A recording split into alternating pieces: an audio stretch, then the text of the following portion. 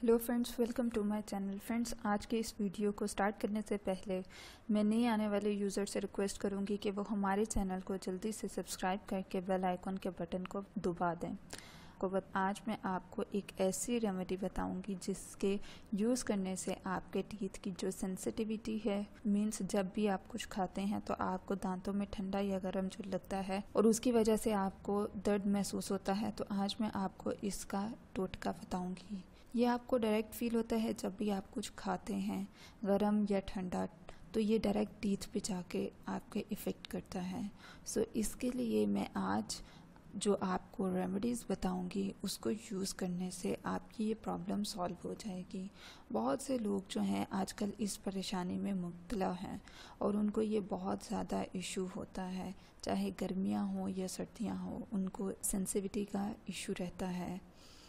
So let's get started with our remedy. इसके लिए आपको जो इंग्रेडिएंट चाहिए वो है गार्लिक, यानी कि थोम।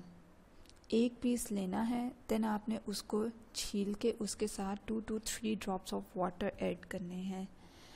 देन आप उसमें टेबल सॉल्ट ऐड करेंगे और उसको अच्छी तरह से कूट के उसका पेस्ट बना लेंगे।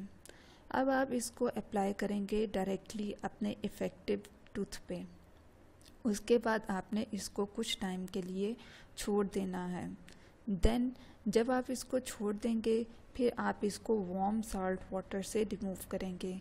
उसके लिए आपको नीम गर्म पानी चाहिए, उसमें आप नमक मिलाएंगे, उससे आप अपने इस पेस्ट को रिमूव करेंगे। इसको आप एक दिन में 2 दफ़ा भी रिपीट कर सकते हैं। सेकंड रेमेडी जो आपने यूज़ करनी है वो है कोकोनट ऑयल। आपने कोकोनट ऑयल को माउथ में डालना है। देन उसको 2 मिनट्स के लिए आपने मुंह में रोटेट कराना है। उसके बाद आप मुंह से कोकोनट ऑयल को बाहर निकाल देंगे। उसके बाद आप ब्रश करेंगे।